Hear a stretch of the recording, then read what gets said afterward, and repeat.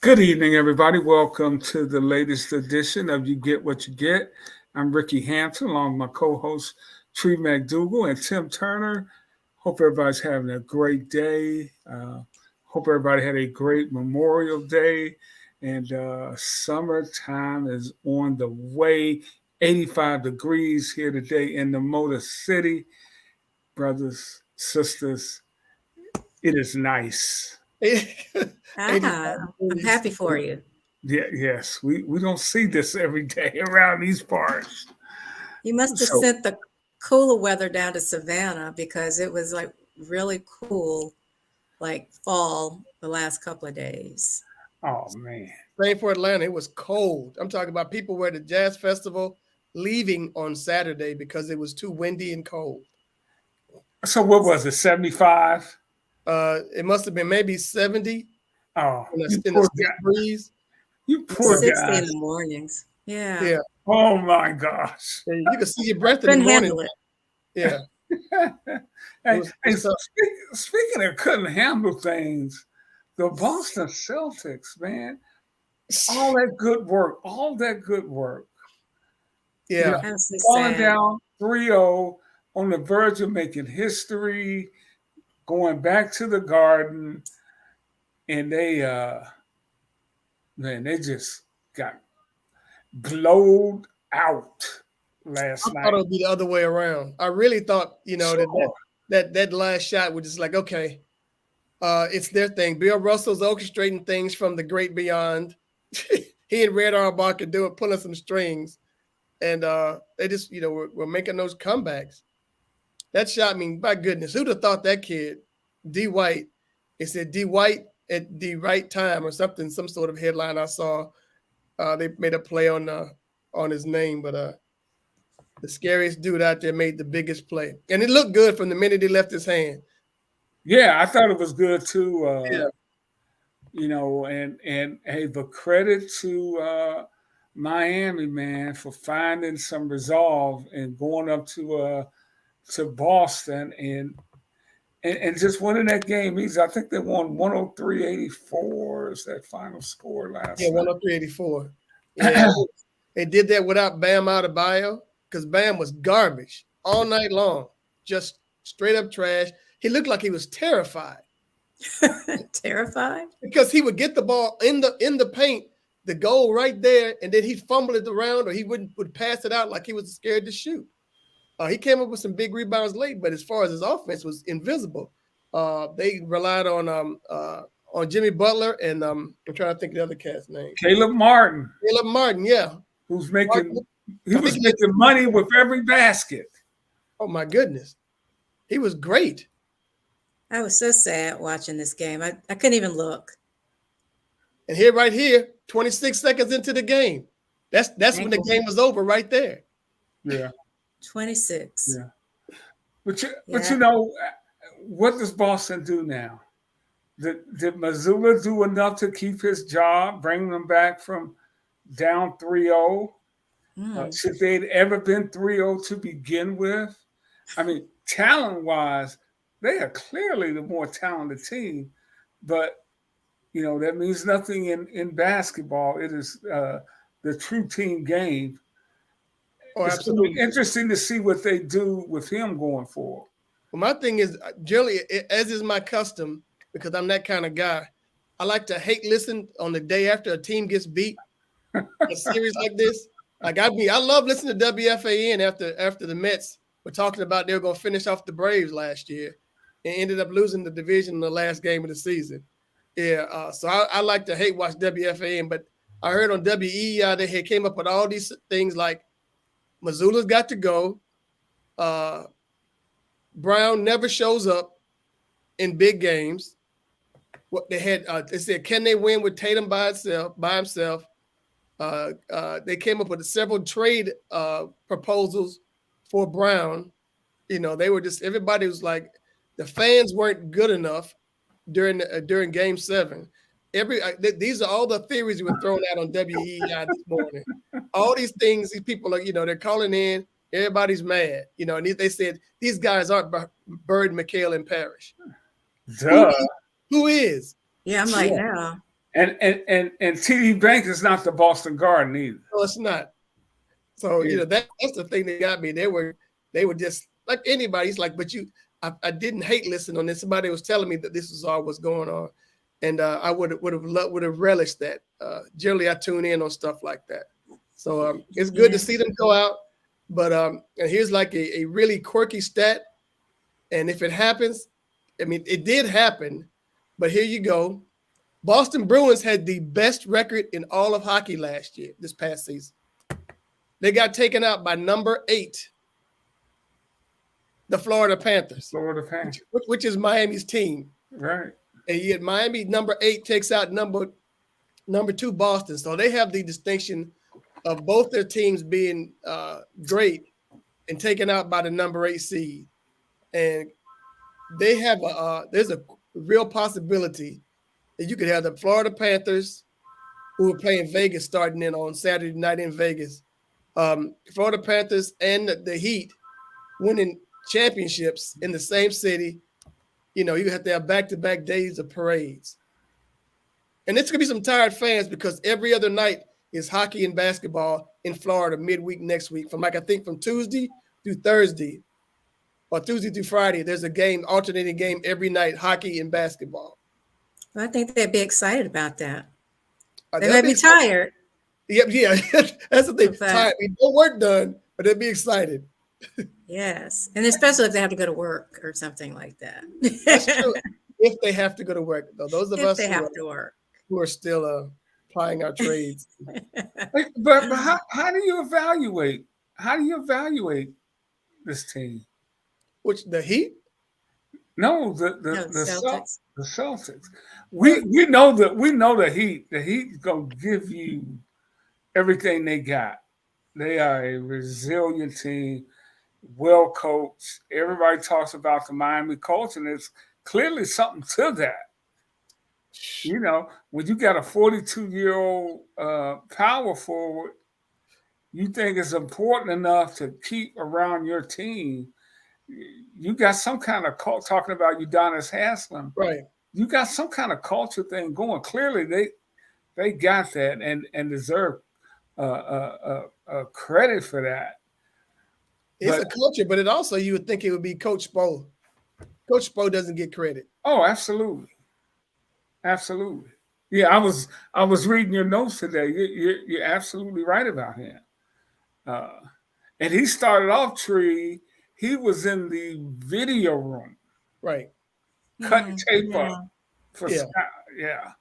So very humble beginnings, and he's arguably the best coach in the NBA right now. Absolutely. I mean, he doesn't have the talent that he had before. Before, you would say he coached. He had a ready-made team: Dwayne Wade, Lonzo Mourning, and you bring in Shaq. You bring in all these stars, Chris Bosh. You bring in what's that boy from Cleveland? LeBron James. Oh, that guy. Yeah. You bring those guys in and you're winning championships, But this group here, like you said, 8 guys are undrafted. 7 or 8 guys were undrafted. Butler is the guy. And then, they played without Tyler Hero for the entire series.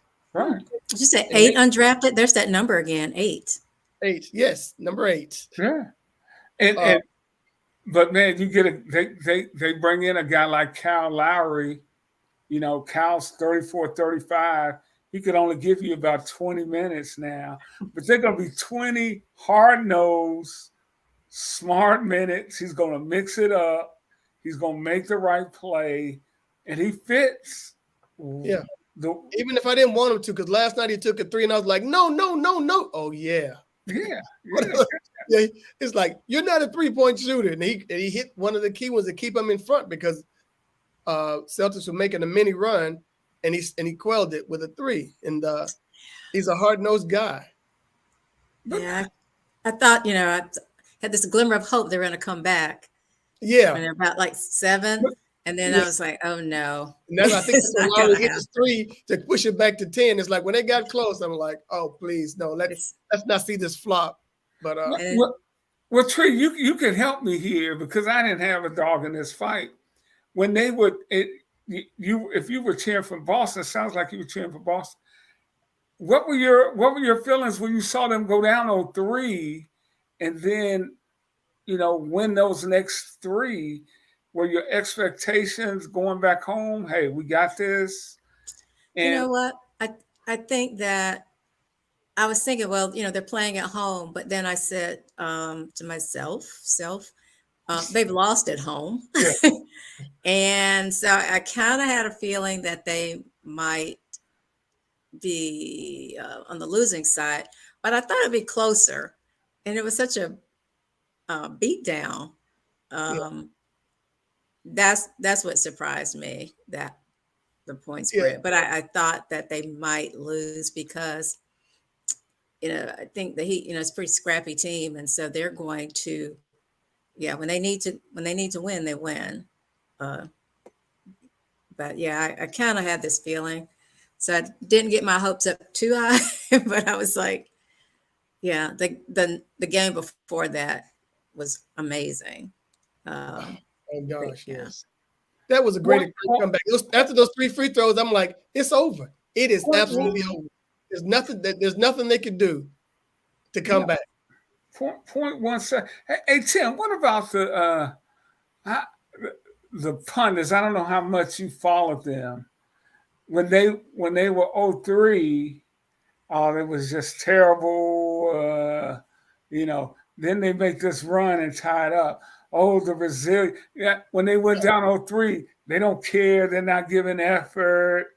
They're going through the motions. They go 3. Oh, they're just so resilient and Oh yeah, and, they and now they're bums again. genius, and people were making fun of his pregame speech like it was a little league coach trying to talk to his team before the game yesterday. It's like he can do no wrong.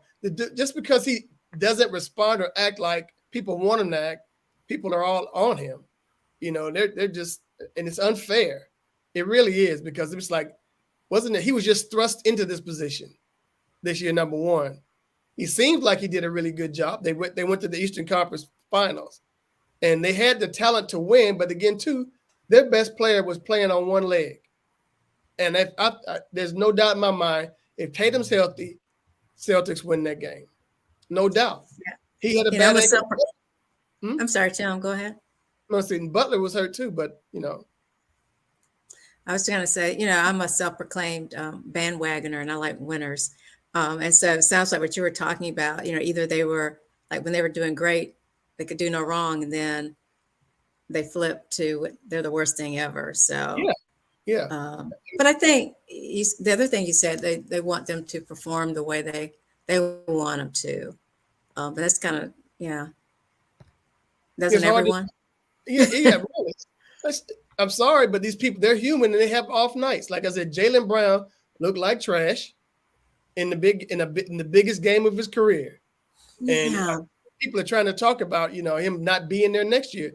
And that's just based off of this series, which is crazy. I mean, who's going to replace him? I mean, and, people are mad at that boy that headbutted Jimmy Butler. Who's going to replace him? He's the only somebody on that team that really has dog in him. He was going to take the fight to the Heat. He has a mistake, but he took went after him. What they need to me, they need a true point guard. I mean, they need somebody to help organize their offense. If they had like a younger version of a Kyle Lowry, or some kind of floor general, Marcus Smart is not that guy for me, and neither is Derek White. And I think that's why they turn it over so much, because Brown and Tatum have to handle it so much to get to the basket. Right. Well, that's another thing last night as well. They somebody made note on Twitter, dogging Jaylen Brown, and said Jaylen Brown had 8 turnovers. The Heat for the entire game had 7. So it's like everybody finds every little nit to pick when you're losing.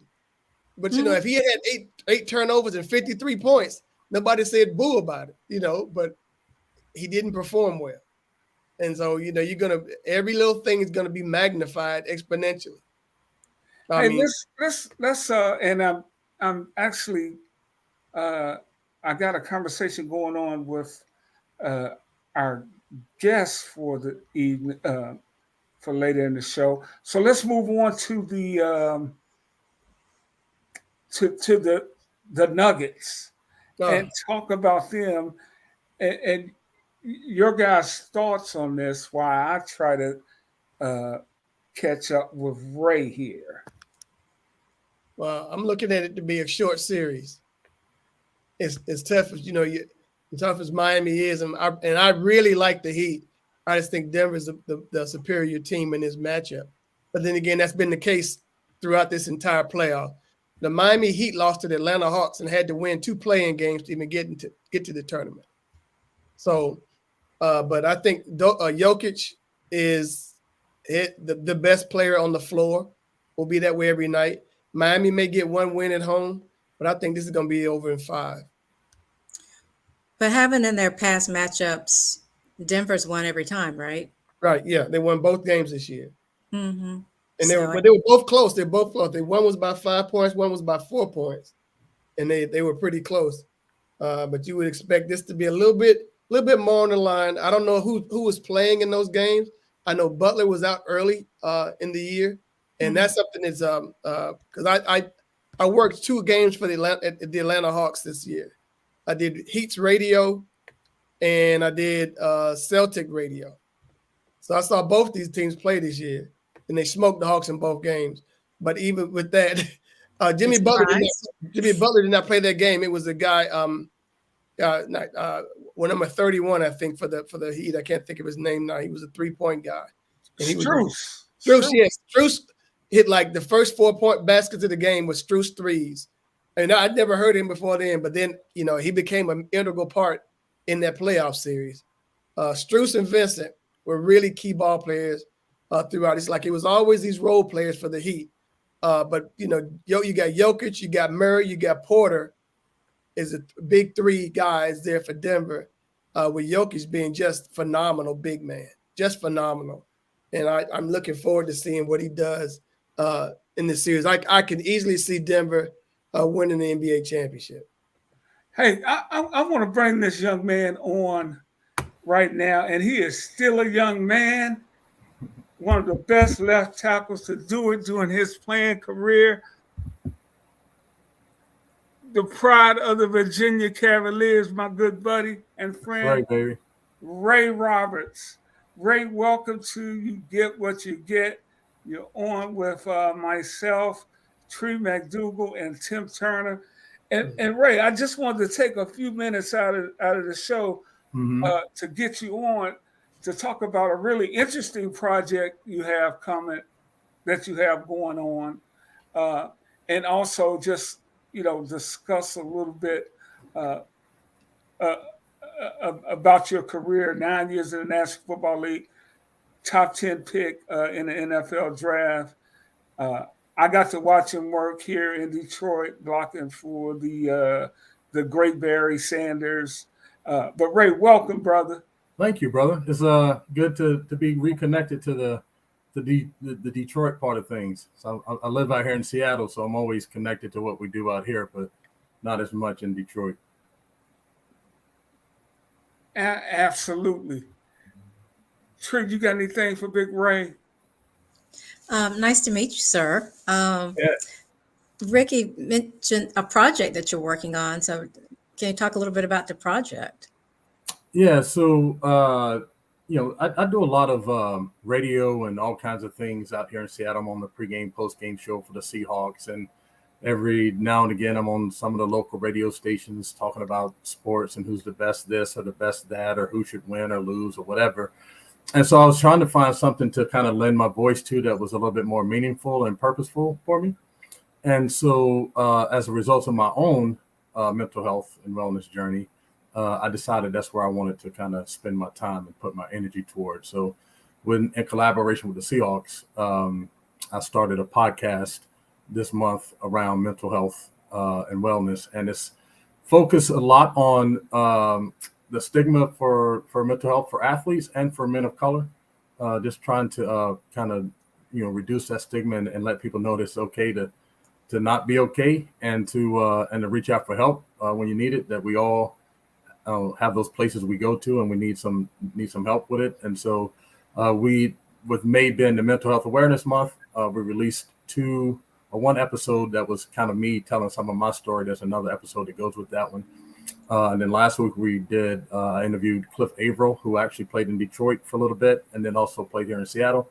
And then today we just released the interview with Doug Baldwin, who was one of the all-time great receivers here at Seattle, that played at Stanford. So just real thoughtful, intentional, like purpose-driven dude. So that's kind of that's the project I'm working on. It's kind of a long title, but it grew out of the pandemic. My son was in maybe 9th grade and couldn't go to the gym to work out, so we worked out in the garage, and so we called it Big Ray's Garage Grind. And so it just kind of started there. And so this is called Big Ray's Garage Grind Mental Health Edition. And so that's how we're rolling. Hey Ray, did the tragedy at UVA help spark this idea? No, what really started, I'll be completely honest with you, man, I'm an open book, is about this time last year I had my own like mental breakdown, and I needed some help. I've dealt with depression since I retired. Then right before the pandemic, I was dealing with some anxiety and some panic attacks, but just trying to do what you do, as an athlete, just try to muscle through it and keep it to yourself. And it just got to the point where I couldn't do that. And so ended up going to a facility that the NFL sponsors, actually, that was in Michigan. It was in Manchester, Michigan, right outside of Ann Arbor. And so it's a house on 6 acres, and there was 6 former players there at the time. And they bring in all the therapy to you, cognitive therapy, physical therapy, recreational therapy, occupational therapy, everything they bring to you. So you do about 22 hours of therapy a week. And I was there for 32 days. And so when I left, I was just like, yeah, like this is where I want to spend my time, because there were some brothers there that were struggling in silence and shame, really, just afraid to say anything, because you're expected to be this dude with all these muscles and not there banging it, heads with everybody and all this stuff. You should be able to just muscle through this stuff. And so these dudes were suffering in silence, and so I just thought, like, this is where I need to put my voice, is to this work. Wow, That's excellent work. Yeah, man.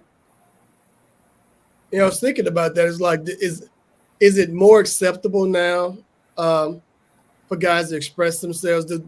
My thinking is, do teams hold it against players who say, I need help, or I need time away to deal with some things?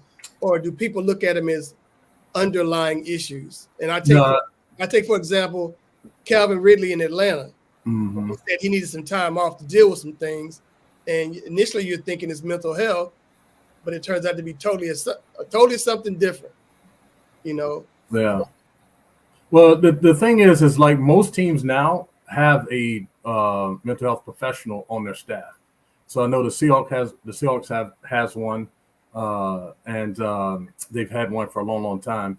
And so most teams are more receptive to it, because they understand that if you're going to play at your best, you need to have everything in line. So like all those things that are running through your head, if you're full of anxiousness and you're out there trying to catch a football, it ain't going to work. If you have some unresolved issues in your life that you need some help with, that's all going to impact your performance and how you show up. So I think it's the hard part is that there's always going to be some people that's going to take advantage of something, right? So there's always going to be those guys are going to be like, oh man, I can use this to my advantage. I'm like, it doesn't matter what you do, you're going to get a percentage of people that try to take advantage of something, but you can't let that spoil the vine for everybody else, because there are people out there that absolutely need it. It's like the example that I gave is 1997, before our first regular season game against the Atlanta Falcons.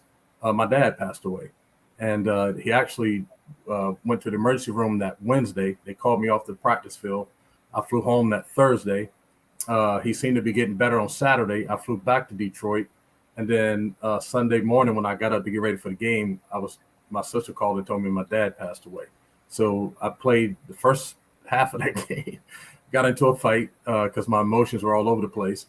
and got in a fight with Chuck Smith, who was a defensive end for Atlanta. Got kicked out the game right before halftime, and then Mr. Ford came and just said, "Hey, man, like, get your family together, like, take our plane, go see your family, handle your business." And so we flew down to North Carolina, buried my dad on that Thursday, was back in Detroit on Saturday, and played on Sunday, and never missed a game. About halfway through the season, I just had a breakdown. I was just sitting on, I think it might have been like Adams or Squirrel like Road, somewhere down through there, right over by Oakland University. And I was just stuck at the red light. I could not move. I was just crying so hard. And so I had to call my wife to get her to get a ride over to me so that she could drive me home. Like, I literally couldn't even get to the side of the road. I was stuck right at the red light. So cars are like going around me and stuff. I just didn't have time to grieve. I didn't know what grieving was or how to process all that stuff, So I'm in games thinking about my dad and going fishing with him and stuff. And then the ball snapped. And you're like, whoa, shoot, that's Chris Dolman over there with the Vikings. So, you know what I'm saying? Like, I got to keep this dude off the quarterback, And so I went to the team, was like, yo, man, I'm struggling. Like, I need to talk to somebody. Like, I'm in the games thinking about my dad and all this other kind of stuff. And so I went to see this therapist in Detroit for a few couple sessions and things like that. So it's if you don't have dudes in the right frame of mind and you take it for granted that they're just going to be okay, or they're just trying to be soft or whatever, I think that's probably some of the older heads in the game don't quite get it. They think that it's like this generation of kids and players are soft because they concerned about their mental health.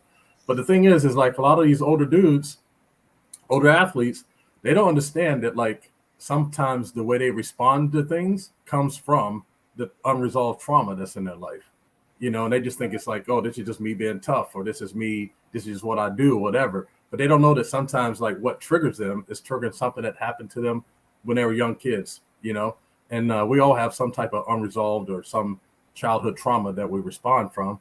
And so they think it's just like, this is just who I am, but they don't understand that they're responding from some type of trauma or some maybe mental health issue. So I think that's the biggest hurdle. I tell you, Ray, I am stunned to hear that, because I'm around that team every day covering it. You masked that well, man. Yeah, it was. And you were playing your butt off. Barry ran for 2,000 yards. Mm-hmm. Yeah, it was hard, man, because, like, I'm telling you, like, I can just remember the different plays where I was just on the field and they're like, blue 82, and my brain is going, like, my dad's name was Ray too, and I'm just thinking, like, Ray Senior, like, what would we be doing right now? Like, it was a Sunday, it's nice outside, we go to this lake, or we go to that river, or we go hiking through this mountain to get to that lake. Like, well, that's all the stuff that's going through my head. And then all of a sudden the ball snaps, and you have a 300-pound dude across from you, and you have to remember what the play was and what you're supposed to be doing and all that kind of stuff. And so it was really tough, man. It was really, really hard. And I got the Ed Block Courage Award that year from our team, and I was a team captain and all that stuff. So, I was trying to show up as that dude too, and like supporting other guys on our team through whatever they were dealing with. So it was a tough time, man. But it was like, I didn't feel that I had the space to tell people that it was impacting me that way.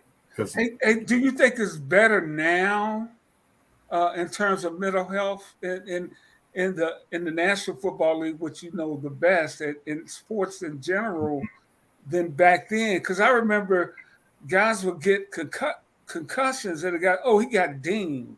Right. Dinged? He got a concussion, man. Yeah. What do you mean dinged? I played a whole game with vertigo. Like, the field was turned sideways the whole time. And and I was just like, I was walking to the huddle, leaned over like this, and one of the players was like, "What are you doing?" I'm like, "What do you mean?" He was like, "You're leaned over." I'm like, "That's how the field is." And he was like, "No, it's not." And see, I was going to ask that question too, with just piggyback on Rick. Is like, how close is that? I mean, when you got CTE, all these things about safety and helmets, and how much of that triggers, I think, what Dave Durson, I think, suffered with depression.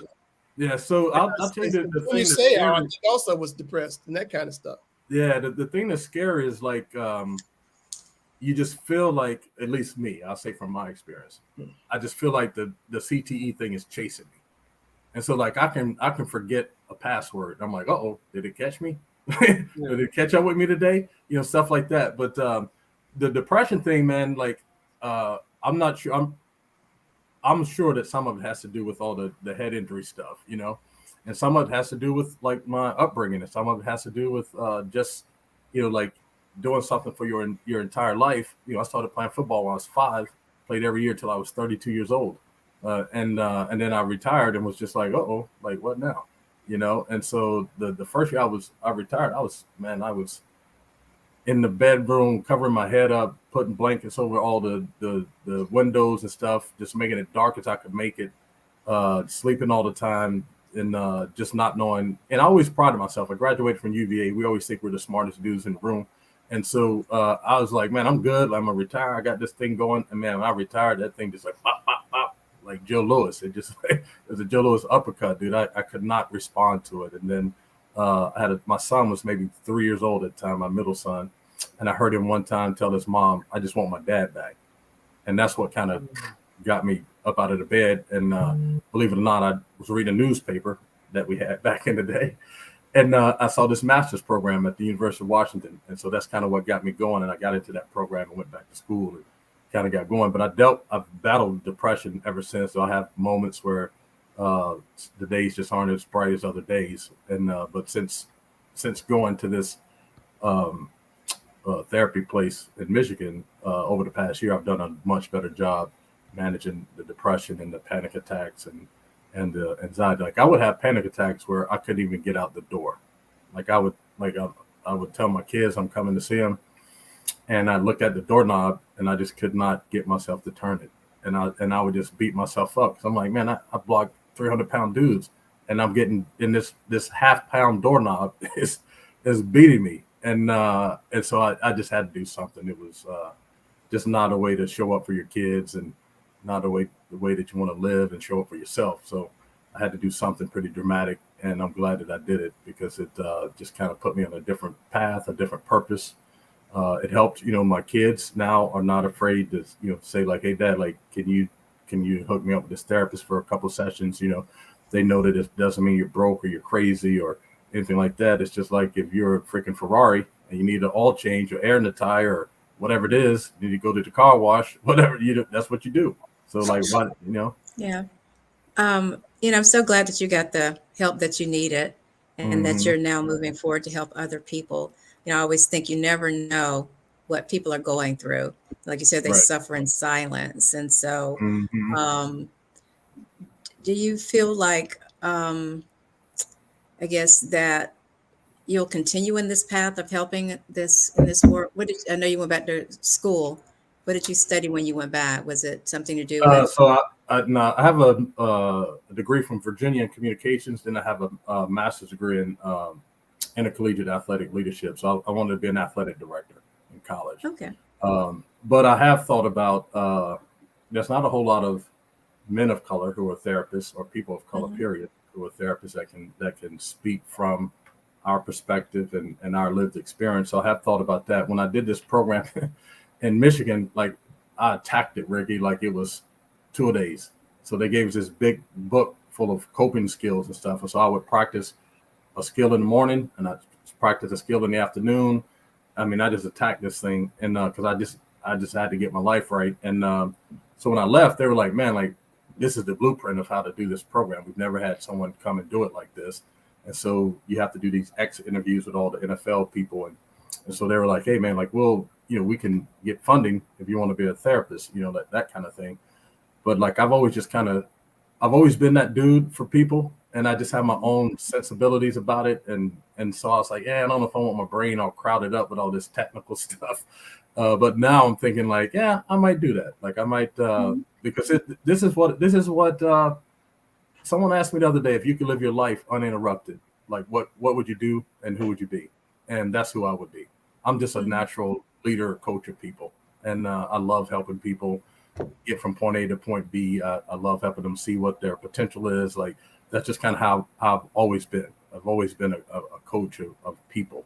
And I love connecting people. I love including people. The work I do with Special Olympics, it's all about inclusion. And so I just love that type of stuff. And if my life was uninterrupted, this is what I'd be doing. Have you given up your AD dream? Say that again. Have you given up your dream of being an athletic director? Yeah, because it wasn't like, it's like the athletic directors now are just so removed from, like, I'm a people person, dude. I can't just be shaking hands and kissing babies, and that's kind of what ADs are now. They're not in the grind. They're not in the weeds with the athletes and stuff, and that's kind of where I function. Like that's why I strive the best. That's why I have the most impact and all that. I hate getting caught up in all the red tape and all the politics of things and da da da da da da. It's just like, all right, man. Because somebody get me off my square, Tim. Like Ricky knows, like I got kicked out a lot of games for fighting. Like if they get me off my square and I go to that dude, it ain't good for nobody. It won't be good for anybody. I'm disappointed.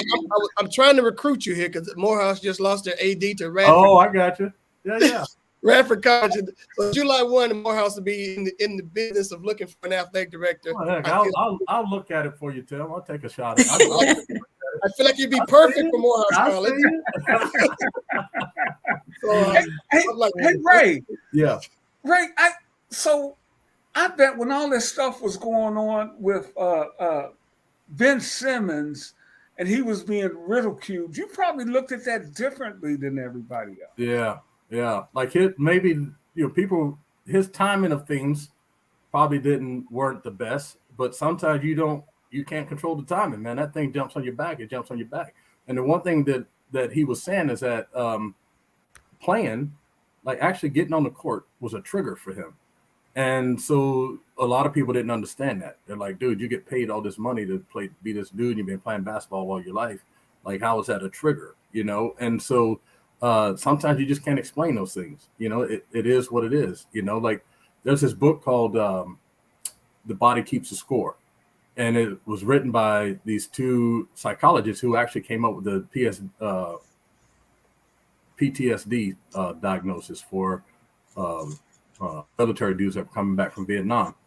And in it talks about like when you have trauma in your life, it doesn't matter what age you are. You can be 5 years old, and your body releases certain chemicals and memories and things like that. So you can be 55 years old, and you can walk into a space that has the same smell from when you were 5 years old, and those same chemicals will release in your body to make you feel as if you've been traumatized all over again.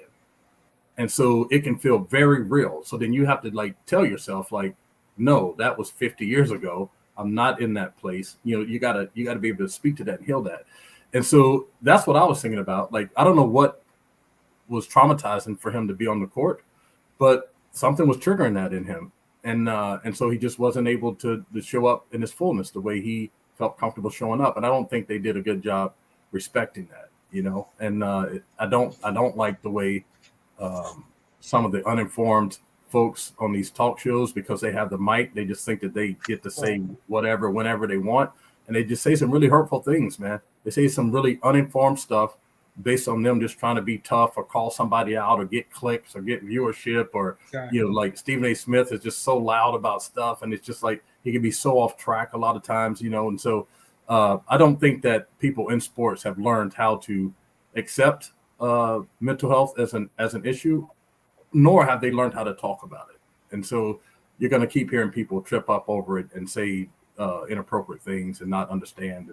I think, Ray, because you guys are highly paid athletes, that the money just solves everything. That you can say anything, but clearly, ain't no price on happiness. No, there's not. Like I talk to my kids a lot, and they are young and aiming for making big paydays and all that stuff. And I'm like, well, that's cool, but like, make the payday and be happy. Like find peace and happiness, or a way to process all of that, because the money you can't buy any of that. You can't. There's not enough cars in the world. There's not enough houses in the world. There's not enough private jets in the world. There's not enough islands in the world. There's not enough freaking weed in the world. There's not enough, like, whatever it is, it ain't enough. Like all it does is just mask it, because it's still going to be there until you man up or woman up and and take it head on and deal with it, and so that's the way I look at it, man. Like if money was the issue, like all these big wealthy rich folks would be doing the crazy ass stuff that they're doing, because they could just buy whatever they needed, but you can't buy that. Absolutely. Yeah, you said something about that people on air don't know how to talk about it. I see an opportunity for you to get into that space to help those individuals be able to talk about it in a way that is helpful as opposed to the way that they're doing it now. Yeah, I doing would that love in that, disservice. Tree. Yeah, I would if they call me right now, I'd be right on there because this is put your just something agent on that. it's so important. I know, right? It's something that's just so important to me, like Yeah.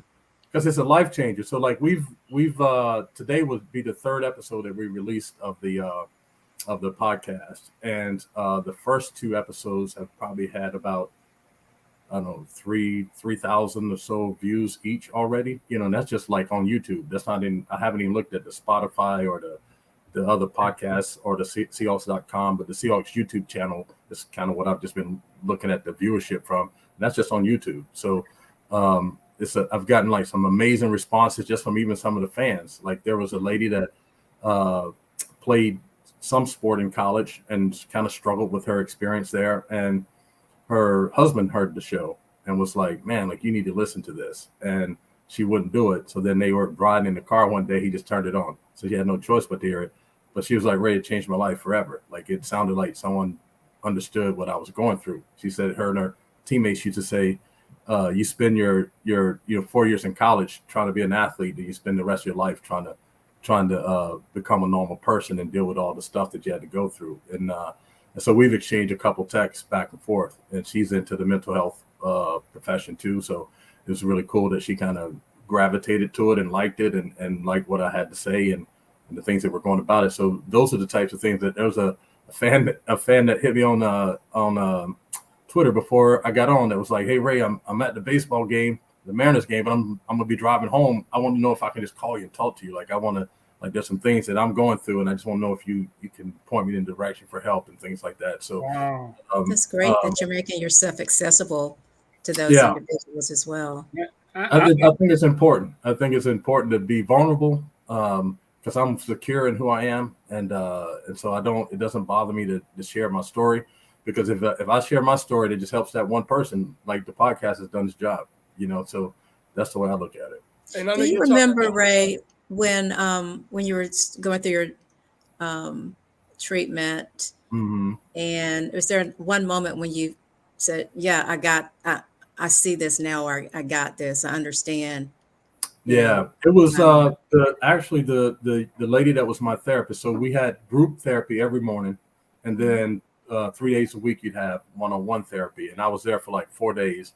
And this lady, the therapist, we sat outside, and that was the first thing that got my attention. I'm like, wow, this is different. Like I've always been in an office when I go to therapy. Like now we're sitting outside, and so I was frustrated because I had tried all these different techniques and things, and they weren't working. And so she goes, dude, you've been here for 4 days. And I was just like, oh, right. Yeah. Let me just slow down a little bit. And then like, I was like, I've been here for 4 days. I should be able to do something, And so then one day I ended up in the bed for like half the day. And I was frustrated. Like, gosh, like this is not what I want to do. Like I told myself I was going to get up at this time and blah, blah, blah, blah. But I got up and I still made it to like all my therapy sessions. I made it to my physical therapy. I went for like a 4-mile walk, and then I had my session with her, and I was still just brewing over like, man, I stayed in the bed half the day. And she was like, Ray, what else did you do? And so I told her. She goes like, those are all victories. Like you still did everything you're supposed to do today, even though you're in the bed half the day. You have to count the small victories. And then that was the turning point for me. It was like, oh, okay. Like I keep looking for these big aha moments, and the aha moments are found in the small victories, because the small victories always come before the big ones. And so I started putting value in every little thing. If I got up, if I took my meds, if I ate breakfast, if I went for a walk, if I just got outside, like all those little things are small victories that kind of give you some energy to keep pushing forward. So that when you have those bad moments, you can say like, okay, this is just a moment. This is not the whole day. And so that was like my aha moment was that. And then the second one was through all of those coping skills, the one thing that was killing me was this idea of they call them cognitive distortions, where there's like, I'm thinking I'm the worst dude in the world, but there's all this information that says you're not. And then so you have to figure out how to challenge this thought so you can get to what the truth is. And so once I realized that's kind of what I was dealing with, then I was able to find the right coping skills to go along with that. So those are the two aha moments. Right. The way you're talking about helping, I think, professional athletes, but you mentioned the lady who was a collegiate athlete, and I think a lot of guys and girls right now, the next couple of weeks are going to be in the same spot that you're in. It's over. Yep. This is I've played my last whatever. So these next few months are really going to hit them hard, especially the ones who won't be playing football anymore. Right. Because it's about within the next month, it's going to be time to go to camp somewhere, and they're not going to be part of that. Right. Yeah. So we want to be able to talk to our college athletes and even our high school athletes, because we all you're all programmed kind of the same way. It doesn't matter if it's football, baseball, basketball, whatever it is. You're programmed to be like, get bigger, stronger, faster. You got to be mentally tough. You got to be able to push through it, like all that kind of stuff. And then we solve a lot of our issues through our physical confidence. So like if I'm having a bad day, man, if I can do is put up 30 points, I'm good. If I'm having a bad day and I'm playing softball, I get like a couple hits, I'm good. You know what I'm saying? If I'm a swimmer and I win, like I get a personal record, like I'm good. And those are all things that just kind of put a pause on what you're going through. And so some of the stuff you have to deprogram yourself from, like some of the resilience and grit, that kind of stuff is good. But there's other things that says, where they say just, pull yourself, tough it out. If you're a Viking or whatever it is, like your team mascot is, like we're tough people. We just get through it, that kind of stuff. Sometimes, man, you gotta reprogram yourself, because it doesn't quite work with emotions and feelings and things that way. It can be tough to grab a hold of, and so you can't just overpower it. And so you got to deprogram yourself from it. So, yeah, we're very interested in talking to some of the collegiate athletes, male, female. The focus of it is athletes and men of color, but we're going to talk to everybody that we can that want to talk and share their story. Hey, Ray, and I want to get your information to get it out to our 44,000 subscribers here, or on our African American athlete page, man, because this is just fantastic information. I'm still just trying to take all this in, brother, because you did a hell of a job masking it, because you performed at a high level. Thank you. Throughout your career, and here in Detroit, specifically when I got to see you play. But I'm wondering, is there overemphasis on athletics in America with our young people? I think all the money that guys make and women make or should be making, the attention that people are getting, I think it creates an unhealthy relationship with athletics. I don't think that there shouldn't be athletics. I think people should be doing it, but it's just an unhealthy relationship with it. And you see parents like the AAU stuff, you see all these parents, every child is a dollar sign, like, oh, this is going to pay for college, or this is going to, but you look at the stats, just not that, what, 1 or 2% of the kids are going to go to college. And in those college kids, maybe 1, 2% of them are ever going to play any professional league. So the numbers just don't add up, but the pressure and the burden to do it is like tremendous. Like, what I'm saying? If you look like at 6 years old, you can dribble a basketball, oh, it's the next whoever, and so I think especially in our communities, Black and brown communities, there's a heavy, there should be more emphasis on like academics and even like apprentice skills, where you just go learn to be a plumber, or go learn to be a mechanic, or like some of these skills where you can learn to get work like right now, and you don't have to acquire all this college debt and all these things. And so there's so many other ways. Actually, in college, there's more academic money for scholarships than there is in athletic money. Yeah. It's just that people don't apply for the for all the different scholarships and things. So my middle son went to UVA, and so when he decided he was going to go to UVA, I said, okay, me and your mom are going to pay this much. You got to be responsible for that much. And so the way you're going to do that is every week you got to do so many of these scholarships applications.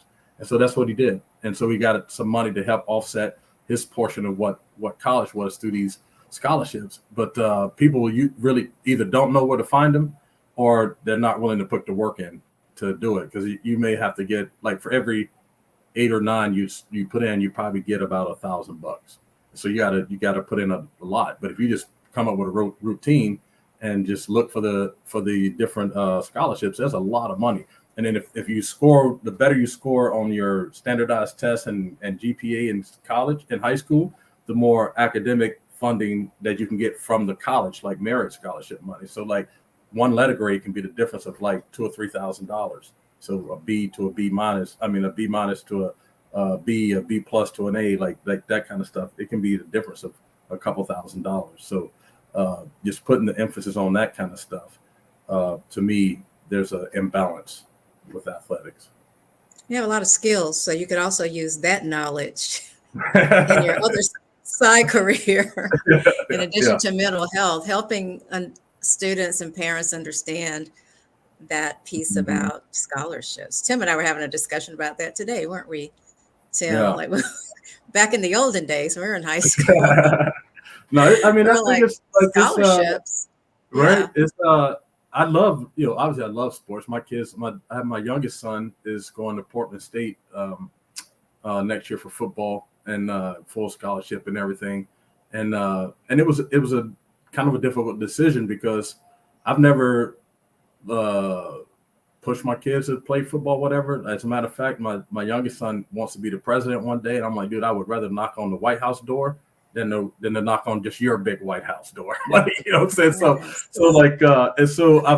So he had like chances to play like in Ivy League schools and things. He's that smart of a kid. But he didn't want to be that far away from his mom because he would have had to go all the way across the country. But I've always, I'm just kind of like, okay, dude, like let's not give up. Like his dream is to like be better than me and make it to the league and all that.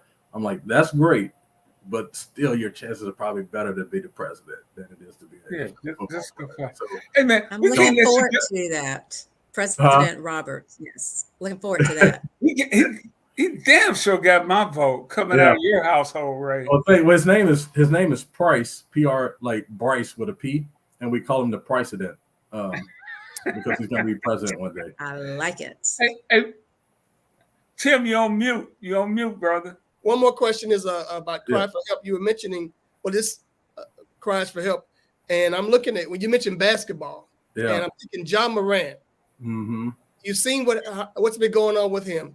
Do you think any of that is that just immaturity, or is that some other form? Or I think it's probably a little immaturity and more identity crisis than probably a mental health thing. Because I think he probably, if you look at how he grew up and then how he tries to portray himself, is totally opposite of how he grew up. And so he's like, I think he's just kind of lost himself and trying to be this person that this life that he wants to live or wanted to live at some point. I don't know that he has we all have some type of mental health thing that we're dealing with. I don't know that is the key to what he's doing. I do think though that he has like a little bit of immaturity and identity crisis kind of happening a little bit. Hey, we got to get out of here, but brother, I can't let you go without talking a little football and your outstanding career. Indeed, to watch this guy. Left tackle blocking for this dude right here. Yeah, that's my guy. But Ray, when you got to town, you had to pull Barry over and say, okay, what are we doing here, brother? Yeah, so like Barry does that. Like he's all over the place. And so one time I was just like, man, I'm working really hard to get up to this linebacker. Then Barry cuts it back. Like I need to understand what it is that he's seeing. And so, back then we didn't have all the video like they have now on the sideline. We just had pictures. And so I'm like, let me get these pictures. I'm gonna go talk to Barry. And they're like, oh no, man, like nobody talks to Barry. I'm like, nah, dude, like I'm out here busting my ass too. Like I just want to know what's happening. So I showed Barry. I'm like, Barry, like, what do you see? And he goes, oh man, like that guy looks like he's unblocked and da da da da. I'm like, well, if you give me like a second longer, like a split second longer, I'm going up to this linebacker. So just hang in there for like a second longer, you know. And so then we had Barry come to the offensive line room and kind of tell us how he looks at the game and like how he tried to set runs up and how he tried to. So it helped us understand him better. And so then it was like about maybe 2 games into that 2,000-yard season, we all got called. A lot of us got called to the offensive coordinator's room, and was like, "Hey, what do we need to do?" And I was like, "Well, number 20 is the best player on our team." I said, I don't get paid to play to call the plays, but if I was calling the plays, I would run this dude until his shoes fell off. They would have to fall apart. We'd have to have a truck full of oxygen on the sideline. He's the best player we have. And at the time, he only had 53 yards in 2 games. And then from that point on, we rushed for over 100 yards in 14 straight games. And then he rushed for 2,053 yards. So he rushed for exactly 2,000 yards in 14 games. And but yeah, I was just like, I need to understand what's going on, because it was a little bit frustrating because you couldn't understand what the rhyme or reason to his style was. And it looks like there's just no rhyme or reason to it. But Barry had a way of processing that he shared with us that then we had a better understanding of what he was doing. Now, I don't see what was your number, because I don't see you downfield at the 72. I'm 72. I don't get paid to get way down there. I don't see you downfield throwing any block. I just get paid to get him 3 yards past the line of scrimmage. Okay, I was just checking. I just didn't see it. Okay. Yeah.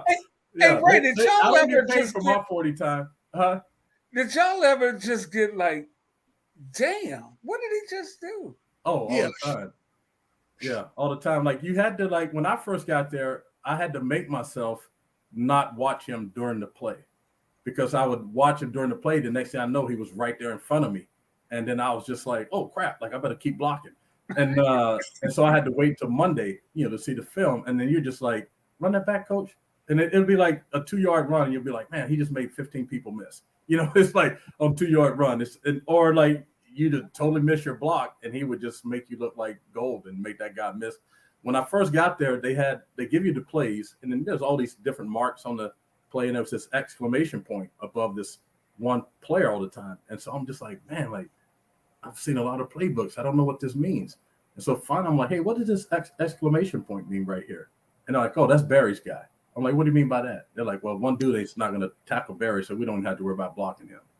And I was just like, oh, like okay, like, oh, all right, this brother's like that. Okay, we'll see. And that was the truth. Like one dude was not. You can have one dude standing in the box. It's not going to block him. Look, he had 2 80-yard touchdown runs against the Buccaneers that year with an unblocked dude standing right in the box. We just showed that the one with John Lynch is right there. Yeah, one of the best tacklers in the Yeah. And he had a run like that against Green Bay, and against Reggie White was standing right in the pocket. He just popped and then almost broke Reggie's ankles. Hey Ray, that game where he got the 2,000 against the Jets was also the game where Reggie Barrett nearly died on the field. You talk about the mental health issue. And just for our viewers out there, Reggie Barrett was an outstanding young linebacker for the Lions in '97, who made a tackle, and I believe he collapsed. So he was one of our inside linebackers. He was our first-round draft pick from Texas A&M, and is Reggie Brown.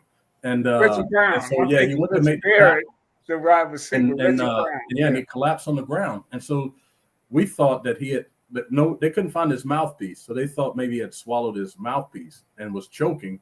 And then it just happened to be this spinal cord expert on the sideline visiting the team that week. And he came onto the field. And like, once he saw what was going on, he realized what was happening. And so his face was turning blue and everything. It was really scary.